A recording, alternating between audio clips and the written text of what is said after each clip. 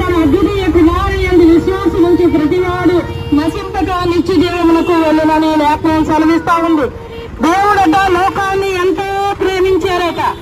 ఆ ప్రేమను ఆయన చెప్పి అలా ఉండిపోలేదు కానీ ఆయన ప్రేమను వ్యక్తపరిచారు. దేవాది దేవుడు సృష్టికర్త అయిన ఆ దేవుడు లోకాన్ని ఎంతగా ప్రేమించారు అంటే ఆ పరలోకాన్ని ఆ మహిమలో ఆయన ఉండిపోకుండా సర్వ మానవాళిని ప్రేమించి ఆయన ఈ లోకానికి నరుడిగా నరవతారిగా ఈ భూమి మీదకి కన్యక గర్భమందు జన్మించి సర్వ మానవాళి కొరకు ఆయన తన రక్తాన్ని కార్చి ప్రాణం పెట్టారు. సిలువ వేయమన్నారు. ఆయన సిలువ వేయమని తన రక్తాన్ని చిందించారు. ఎందుకంటే పాపంలో పుట్టి పాపంలో పెరిగిన ప్రతి మనిషిని కూడా నశించిపోతా ఉన్నారు కనుక నశించుతున్న వారిని వెతికి రక్షించడానికి మనిషి కుమారుడిగా యేసుక్రీస్తుగా ఆయన లోకానికి వచ్చారు.